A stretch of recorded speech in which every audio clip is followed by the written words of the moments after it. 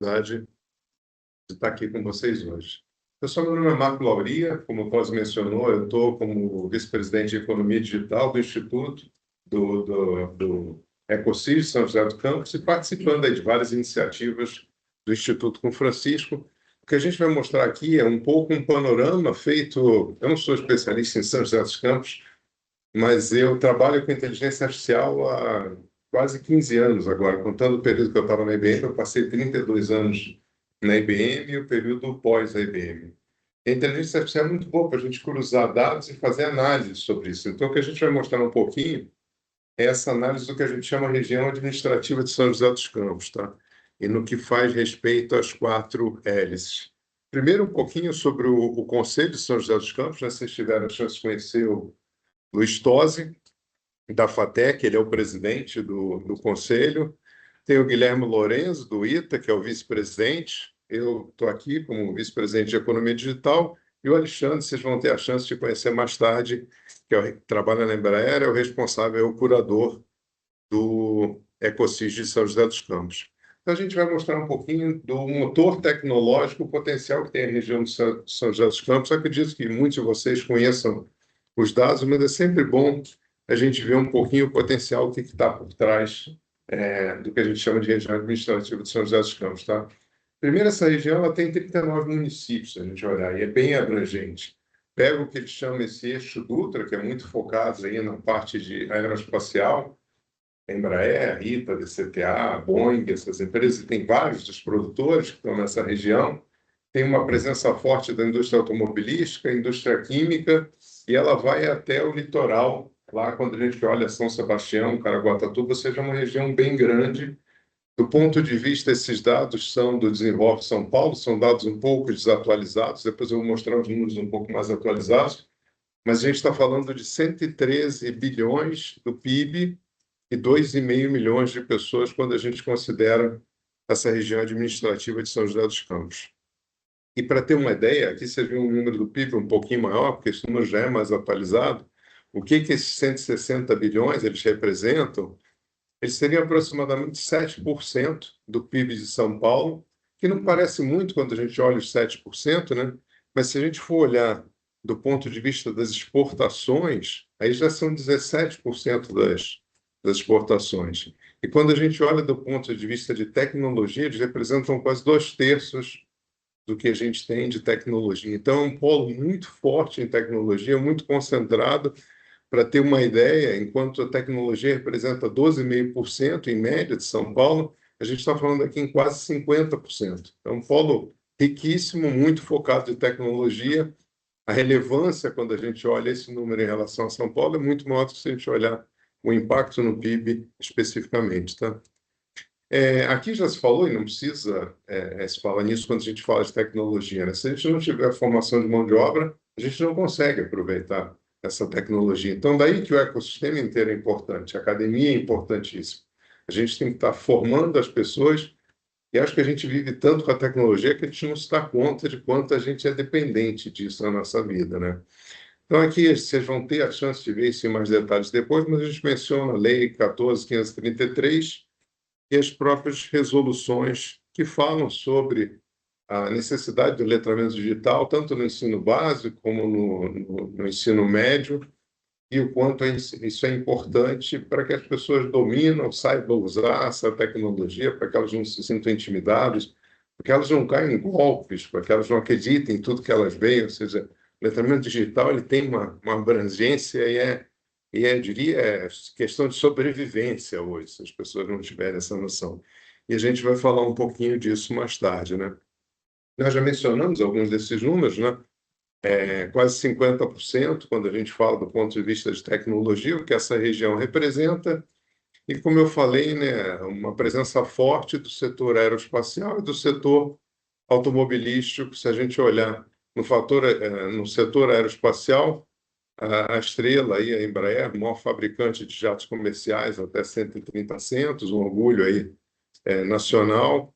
Do ponto de vista de pesquisas, né, DCTA, INPE, ITA, a presença que a gente tem forte da pesquisa e capital humano, né, o ITA, FATEC, nós falamos de Paula Souza, as ETEC, ou seja, tem uma formação de mão de obra em todos os níveis, desde os níveis ensino médio, ensino superior, pós-graduação. É uma região que ela é rica não só em criar a capacidade intelectual, mas transformar essa capacidade intelectual em produto, né? Então, um pouquinho das 4 L's, que já se falou, né? As empresas, a academia, o governo como um arquiteto de estudo, a gente vai fazer um deep dive e o benefício tem que se reverter para a sociedade, a importância das 4L's quando a gente fala de transformação digital e tecnologia, tá? A gente já falou um bocado de empresas, mas talvez valha a pena mencionar, né? Aqui a gente tem 15 minutos para falar desse trabalho, não dá para entrar no detalhe, mas o que a gente fez foi olhar esses 39 municípios, olhar as empresas que estavam nesses 39 municípios, o que cada uma delas fazia, a vocação do que elas faziam, e a gente até deu uma olhada no que elas publicaram sobre aquilo para ter uma ideia de que soluções elas estavam fazendo, que tecnologias e que benefício essas empresas geravam. Nós acabamos consolidando mais de 200 documentos que vieram dessa pesquisa e a gente teve a condição de ver que é um polo riquíssimo no uso de tecnologia. O que era de esperar, se a gente está falando de uma região que lidera em exportações e lidera em produtos de alta tecnologia, mas uso avançadíssimo de analítica, inteligência artificial, manufatura avançada, manufatura aditiva, internet das coisas, sensores, toda a parte de indústria 4.0.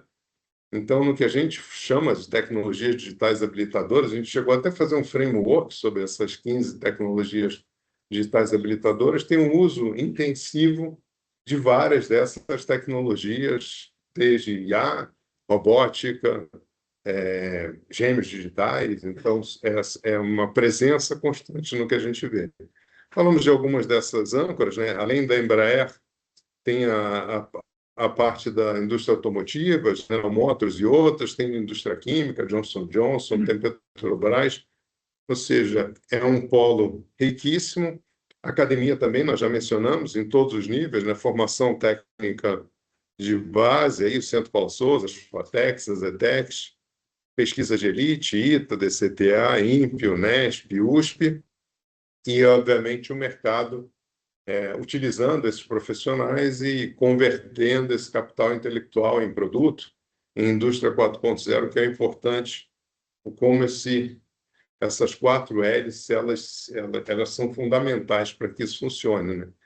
Nisso, o governo tem um papel super importante, vocês vão ver isso no painel que a gente vai ter aqui na sequência, mas o governo arquiteta isso, obviamente, isso tem que reverter benefícios para a camada de cima, que é a camada social, é o que a gente vê no topo, mas para que isso aconteça, existe uma camada intermediária de serviços que tem que funcionar, serviços para o cidadão, infraestrutura, disponibilidade de Wi-Fi, de rede, para você poder ter esse benefício, e tem uma camada básica aí com incentivos, com fomento, com financiamento para que toda a estrutura funcione.